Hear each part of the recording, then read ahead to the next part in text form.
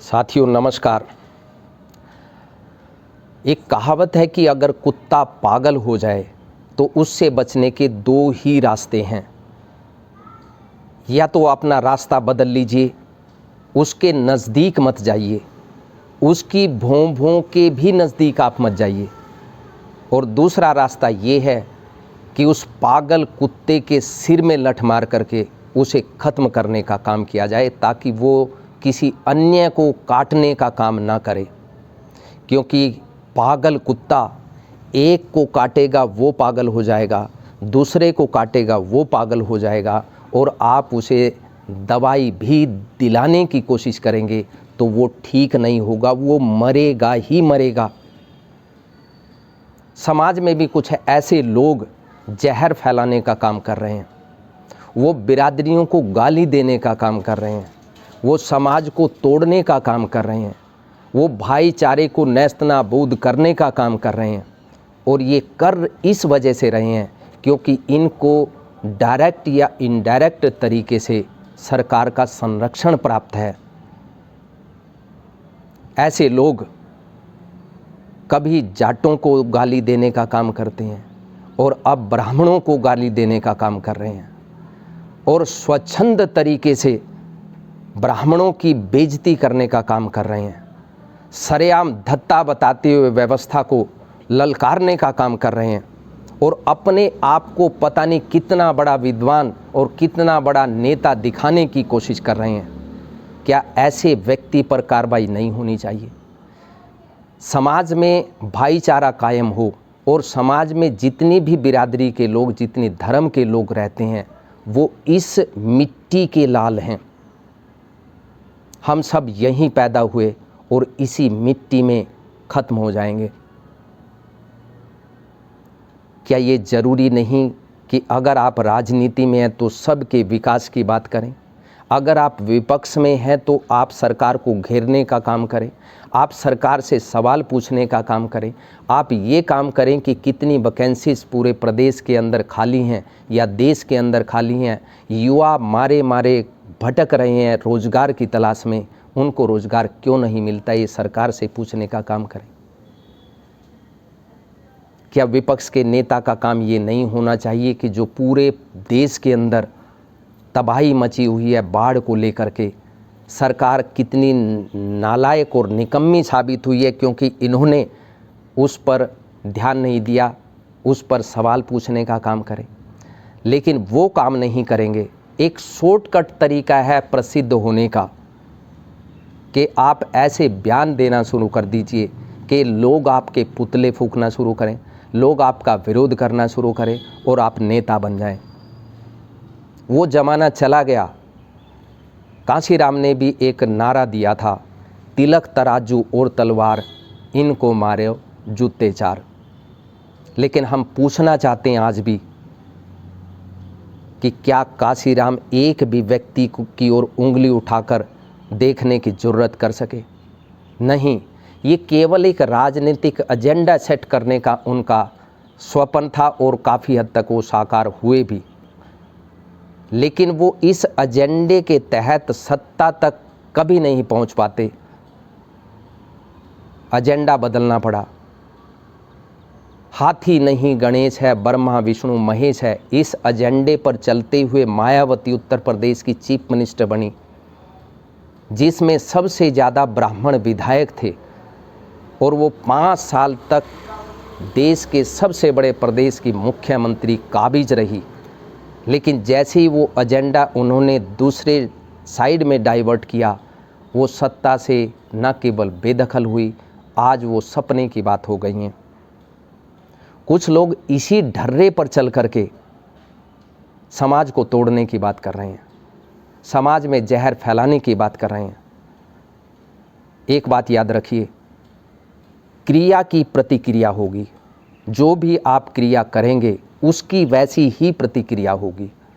अगर आप किसी भी समाज या किसी बिरादरी को गाली देने का काम करेंगे तो उस समाज के, चाहे वो प्रबुद्ध व्यक्ति है चाहे वो साधारण व्यक्ति है, वो प्रतिक्रिया देगा ही देगा। समाज में तो हर बिरादरी, हर धर्म के लोग हैं, और हमें सभी के साथ मिलजुल करके आगे बढ़ना होता है, तभी ये देश बनता है, तभी समाज बनता है। मुझे फ़ख्र है कि मैं ब्राह्मण परिवार में पैदा हुआ, ब्राह्मण कुल में पैदा हुआ, और हर व्यक्ति को जिस परिवार में वो पैदा हुआ, जिस धर्म में वो पैदा हुआ और जिस समाज में वो पैदा हुआ, उसे वहाँ फ़ख्र होना ही चाहिए, क्योंकि ये हमारा अपना डिसीजन नहीं है कि हम कहाँ पैदा होंगे। वहाँ ऑप्शन नहीं होता, ये भगवान का डिसीजन है, और हम कोटि कोटि बार उस परम पिता परमात्मा का धन्यवाद करते हैं, करोड़ों बार नमस्कार करते हैं।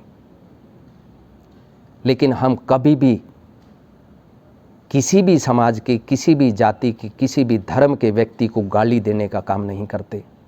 हम समाज को तोड़ने की बात नहीं करते, हम समाज में भाईचारा कायम करने की बात करते हैं। हम समाज में हर जाति धर्म के विकास की बात करते हैं। अगर किसी के साथ कोई भी अन्याय हो, हम उसके साथ खड़े होते हैं। खड़े होने की केवल बात नहीं करते, हम जा कर के खड़े होते हैं उसके साथ। और ऐसा नहीं है कि अगर कोई ब्राह्मण बिरादरी में पैदा हो और वो नालायकी या कोई निकम्मा काम करता है, हम उसके साथ खड़े होने का काम नहीं करते, उसकी आलोचना करने का काम करते हैं। अगर कोई इस प्रकार की वाहियात बातें करता है तो उसकी आलोचना करने का काम हम करते हैं। लेकिन इसका मतलब ये नहीं है कि किसी भी व्यक्ति को ब्राह्मणों को गाली देने का लाइसेंस मिल गया और हम चुप रहेंगे। ब्राह्मणों को गाली देने का या उनको कटघरे में खड़ा करने का अगर आपको इतना शौक़ है तो आप शास्त्रार्थ कर लीजिए। आप ना भगवान को मानते हैं, ना देवी देवता को मानते हैं, ना ग्रंथों को मानते हैं, ना वेद पुराण को मानते हैं, उनका मजाक उड़ाने का काम करते हैं। मैं पूछना चाहता हूं बीजेपी के उन तथाकथित नेताओं का जो ग्रंथों की बात करते हैं, जो श्री राम की बात करते हैं, जो मर्यादा की बात करते हैं, जब इस प्रकार के लोग मर्यादा को तार तार करने का काम करते हैं तो वो कहाँ चले जाते हैं? क्या उनका नैतिक दायित्व नहीं है? और क्या इस प्रदेश के मुख्यमंत्री का नैतिक दायित्व नहीं है कि इस प्रकार के जो बेलगाम लोग समाज को तोड़ने का काम करते हैं उनकी जुबान पर लगाम लगाने का काम किया जाए? क्या इस देश में ये कानून नहीं है कि किसी भी व्यक्ति को आप गाली देते चले जाए और आप चुप रहें? ये आपका संवैधानिक दायित्व है। हम ब्राह्मण हैं, इस बात का फ़ख्र है, लेकिन हम जाटों को भी पूरा सम्मान देते हैं। जाट हमारे भाई हैं, सैनी हमारे भाई हैं, बनिया बिरादरी के लोग हमारे भाई हैं, गुज्जर हैं, रोड हैं, या जितने भी समाज के लोग हैं वो हमारे बीच में से हैं। हम सब का सम्मान करना जानते भी हैं और सम्मान करते भी हैं। लेकिन आप गाली दे के चले जाएं, आप पूरे समाज को कटघरे में खड़ा करके चले जाएं, आप पूरे समाज को बेवकूफ़ बना के चले जाएं और हम चुप रहें, ऐसा हो नहीं सकता। ऐसे लोगों के ऊपर लगाम लगाने की ज़रूरत है। हम इस बात का आह्वान नहीं करते कि ऐसे लोगों के ऊपर किसी प्रकार का आक्रमण किया जाए, उनको किसी प्रकार की शारीरिक चोट पहुंचाने की हम बात नहीं करते। हम सरकार से ये मांग करते हैं कि इस प्रकार के व्यक्ति को कानून के दायरे में रहते हुए, कानून सम्मत कार्रवाई करते हुए उनको पाठ पढ़ाने का काम किया जाए। राजनीति करिए, राजनीति करने से कौन रोक रहा है? पार्टी एक नहीं 10 पार्टियां बनाइए और उसके अनुसार आप आगे बढ़िए। समाज को एक अच्छा नेतृत्व दीजिए, किसी को कोई आपत्ति नहीं है। लेकिन आप कभी जाटों को गाली देंगे, कभी आप ब्राह्मणों को कटघरे में खड़ा करेंगे, उनको नीचा दिखाने की कोशिश करेंगे, ये नाकाबिले बर्दाश्त है। हम सरकार से प्रार्थना करेंगे, मनोहर लाल खट्टर और बीजेपी सरकार या केंद्र में बैठी हुई सरकार, हालांकि इन्होंने ही ऐसे व्यक्ति को पाल रखा है, इन्होंने ही आगे बढ़ा रखा है और लगता है इनका ही ये एजेंडा सेट कर रहे हैं। और इस प्रकार की बेलगाम भाषा वो बिना सत्ता की सहमति के नहीं बोल सकता। पिछले टेन्योर में जो इन्हीं के ही माननीय थे और बेलगाम तरीके से समाज में जहर घोलने का काम कर रहे थे, लगता है इनडायरेक्ट तरीके से आशीर्वाद इनको दे रखा है। परमपिता परमात्मा से प्रार्थना करेंगे कि इनको सद्बुद्धि दे और समाज का कोई भी व्यक्ति इनके ऊपर इस प्रकार की टीका टिप्पणी से बचे, ताकि समाज में एक मैसेज ये जाए कि हमारे ऊपर प्रहार करने वाले को भी हम सद्बुद्धि देने की बात करते हैं। कोई भी ब्राह्मण केवल अपने हित की बात नहीं करता। एक्सेप्शनल केस की हम बात नहीं कर रहे हैं। एक्सेप्शनल केस हर बिरादरी, हर धर्म में मिलेगा। समाज को नीचा दिखाने वाले भी एक आध व्यक्ति आपको हर बिरादरी धर्म में मिल जाएंगे, लेकिन पूरी बिरादरी और पूरे धर्म को कटघरे में खड़ा करना ये कतई उचित नहीं हो सकता। बात ब्राह्मणों की है तो हम ये कह रहे हैं कि ब्राह्मण अगर कहीं पूजा पाठ भी कर रहा है तो वहाँ भी वो विश्व के कल्याण का जयकारा लगाता है, केवल अपने परिवार के हित की बात नहीं करता। वो समाज के हित की बात करता है, देश प्रदेश के हित की बात करता है, दुनिया के कल्याण की बात करता है। समाज को तोड़ने की बात नहीं करता। हम सबको अपने साथ आगे लेकर के चलना चाहते हैं। हम समाज में भाईचारा कायम करना चाहते हैं। हम समाज में ऐसी व्यवस्था लेकर आना चाहते हैं जिसमें हर व्यक्ति को वो शिक्षण सुविधाएं, शिक्षा के क्षेत्र में हर व्यक्ति को वो मौका मिले, हर बच्चे को वो मौका मिले जो शहर के सबसे अमीर व्यक्ति को पढ़ाई में मिलता है, जो सुविधाएं उसको मिलती हैं, जो एजुकेशन का लेवल उसको मिलता है, वो गरीब से गरीब व्यक्ति को भी मिले।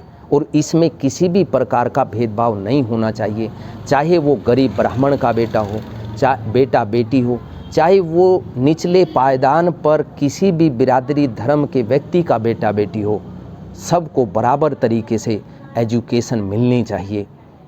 क्योंकि अगर एजुकेशन नहीं मिलेगी तो समाज में इस प्रकार के लोग हमारा नेतृत्व करते रहेंगे। जब बुद्धिमान लोग आगे नहीं आते तब मंद बुद्धि व्यक्ति और समाज को तोड़ने वाले व्यक्ति, समाज को बर्बाद कर देने वाले व्यक्ति हमारा नेतृत्व करने लगते हैं। इस पर सोचना ज़रूर, लेकिन हम चेतावनी भी देना चाहते हैं कि किसी भी बिरादरी पर कटाक्ष मत कीजिए, किसी भी बिरादरी को गाली देने का काम मत कीजिए। आपकी लड़ाई किसी एक व्यक्ति के खिलाफ हो सकती है, लेकिन उस एक व्यक्ति के खिलाफ आप लड़ाई लड़िए। आप कानून का सहारा लीजिए, आप समाज का सहारा लीजिए, लेकिन पूरे देश में एक बिरादरी को टारगेट पर रख लेना या पूरे देश में एक धर्म को टारगेट पर रख लेना, इसे किसी भी सूरत में स्वीकार नहीं किया जा सकता। हम इसकी निंदा करते हैं, भर्त्सना करते हैं और परमपिता परमात्मा से प्रार्थना करते हैं कि ऐसे लोगों को सद्बुद्धि दे। एक बात तो है कि ऐसे व्यक्ति कभी नेता नहीं हो सकते, ऐसे व्यक्ति उपद्रवी हो सकते हैं, ऐसे व्यक्ति समाज में आग लगाने वाले हो सकते हैं, ऐसे व्यक्ति केवल अपने परिवार का हित चाहने वाले हो सकते हैं, लेकिन वो समाज के मास लीडर कभी नहीं हो सकते। क्योंकि मास लीडर बनने के लिए हर व्यक्ति के दिल में जगह बनानी होती है, उसमें जहर घोलना नहीं होता। कोई किसी धर्म का हो, किसी जाति का हो, हर व्यक्ति हमारा भाई है। इस मनसा के साथ आगे बढ़िए। हर व्यक्ति, आप सत्ता में जाएं या ना जाएं, आप लोगों के दिलों में राज करेंगे। वक्त लग सकता है, लेकिन दिलों में राज करेंगे ज़रूर। अगर आप इस एजेंडे के साथ आगे बढ़ेंगे तो गालियां हम भी दे सकते हैं, हमें भी देना आता है, क्रिया की प्रतिक्रिया करना हमें भी आता है, लेकिन हम संवैधानिक तरीके से, मान मर्यादित तरीके से अपनी बात रख रहे हैं।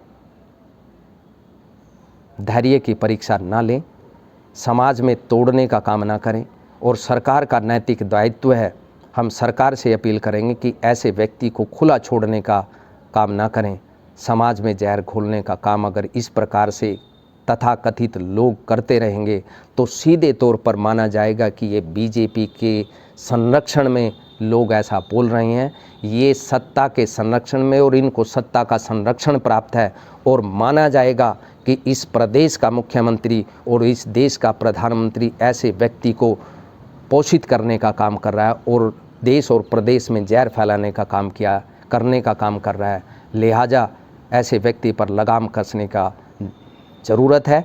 लगाम कसिए और ऐसे व्यक्ति समाज में जहर न फैलाए, ऐसी हम उम्मीद करते हैं। बहुत बहुत धन्यवाद। नमस्कार। जय हिंद, जय भारत।